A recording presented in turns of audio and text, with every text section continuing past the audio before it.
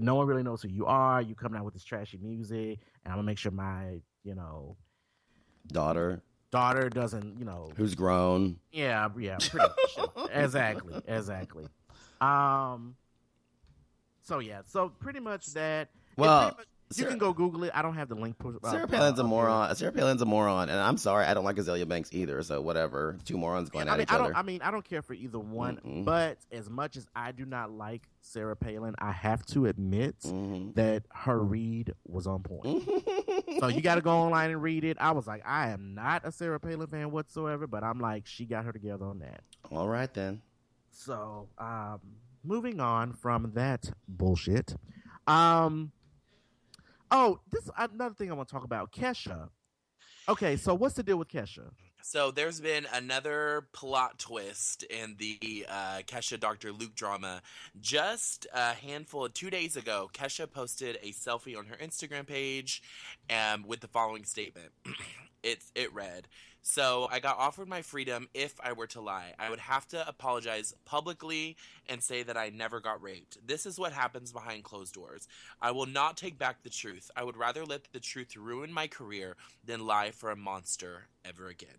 Which I had no doubt in my mind that they were obviously planning out some sort of plea deal, a gag order, something. Because at the end of the day, when she's running her mouth like this to all the media outlets on social media and all this stuff, all these other pop artists have come forward and said they weren't going to work with him. And now the Sony Records is threatening to remove his record label from under their wing. So obviously he's going to try to – their lawyers are going to try to, make it right.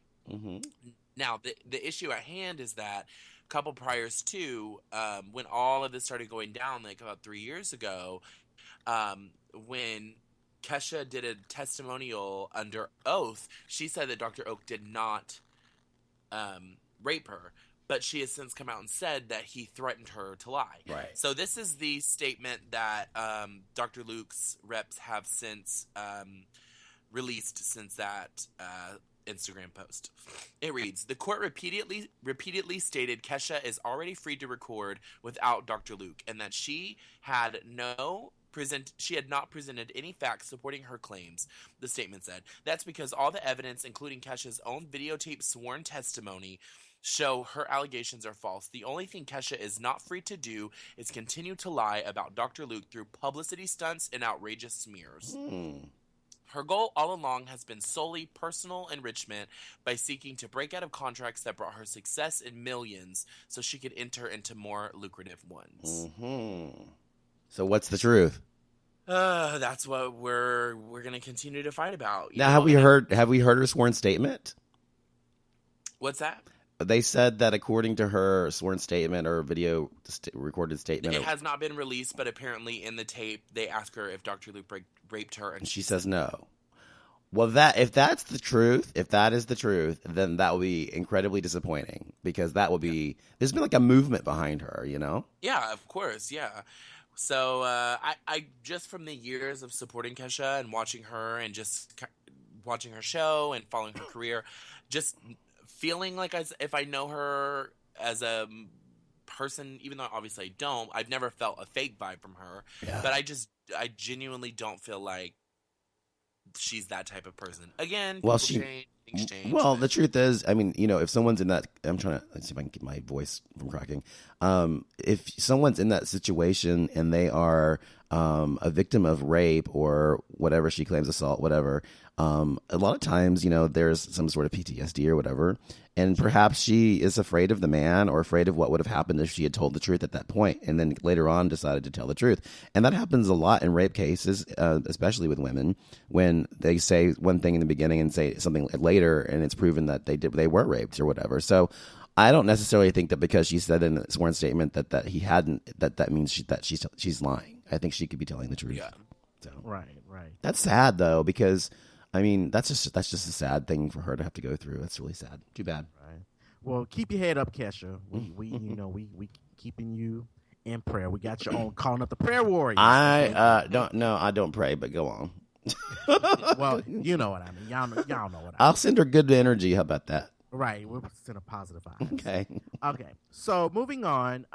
Did you guys watch the Housewives of Atlanta reunion part 3? Of course. No, but I heard all about it online. Yes. So they had part 3 of the Housewives of Atlanta reunion.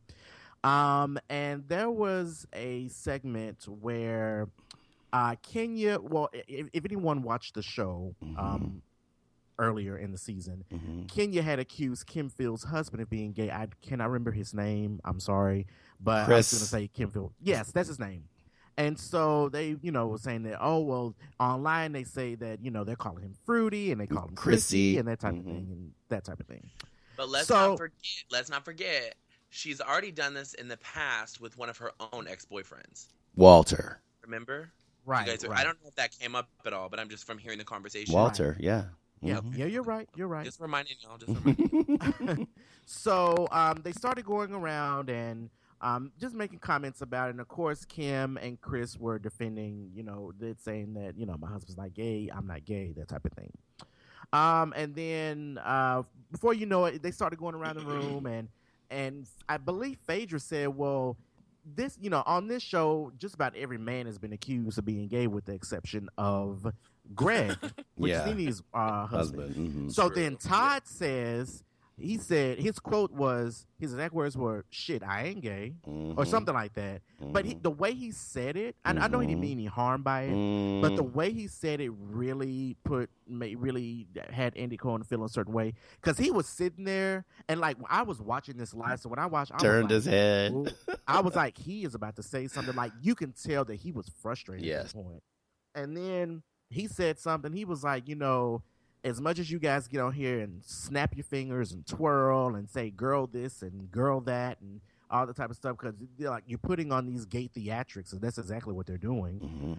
It was like she was like, you guys are being kind of gay bashy, which it is. It so, is. I mean, even though we know they're not homophobic, or at least we know the women aren't homophobic. What do you mean? The women aren't homophobic? I think Portia's homophobic, and I think that Phaedra's homophobic. But they all have gay friends. So what the fuck? What? I've got Republican friends. I don't like Republicans, so I've got Republican friends. Right. So I just want to get everyone, you guys take on and just try to figure out, did you see it? If so, what did you think about it? I think it was great when he did that. When he did that, I snapped my fingers and I said, "Go," like that, Andy. I was like, "Snap, snap, snap," like that, because I really felt what he was feeling when they kept going back and forth about, oh, what if he's gay? He's not gay, whatever. Like being gay is such a horrible thing, first of all, and it's an insult to say to a man that they're gay. And in the I'm just talking about the black culture. Black culture is worse than the white culture, I think, in general, about this topic, and really highly homophobic in general because there's so much into the church and everything else generally. And you're right. I think that's where it's coming from with them. And I think even though they may not mean it in a negative way, like, oh, they're trying to call out people for being gay, they're using it as if being gay is an epithet. Like just like when people used to say, and I guess people still say this, oh, that's so gay. You know what I mean? Right. And that's a negative thing. You're using it in a pejorative manner and saying that something gay is bad or equating it to being bad. And that's what they were doing. And so that's what he got. And so I agreed with him. I was so happy he said something because he never has. He never has. And I've seen them say things like this before, not to this extent, but I'm surprised he didn't say anything before. But I was very happy he said something. Yes. I was too. I was very, very happy. So, and you said, Christian, you didn't see it. You said but you heard. No, I haven't seen it, but I saw on social media just about him talking about the homophobia thing, the passive homophobia kind of thing. So, and again, that's the kind of thing where I'm sure the ladies didn't know that it was sounding that way, given the inflection or the tones that they were using. Right. So I agree. I'm glad that but he brought that to attention.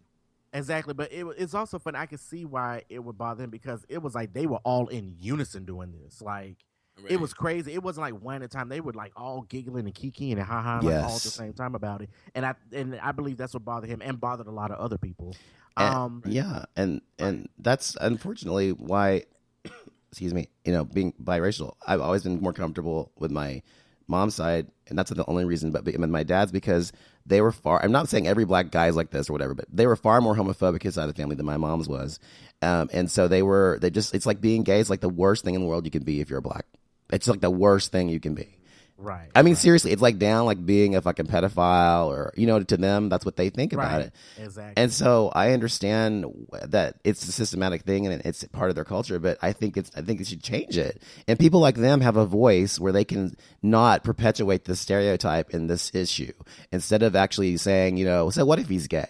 So what if he's gay? Or who cares if he's gay? What's wrong with being gay? Blah, blah, blah. Or no, he's not gay, but so what if he were? Instead of saying that, they're all like, oh, he's not gay. Ooh, whatever. Acting like it's a horrible thing if he were.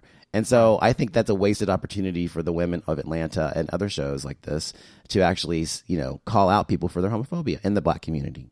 Right. And then remember, Portia also made the comment about when Kenya she made a remark about something, and she said something about you need to tuck your dick between your legs or something. Yes. And yes. they got on her about that. So yes. Here's my whole thing with Atlanta Housewives in a nutshell.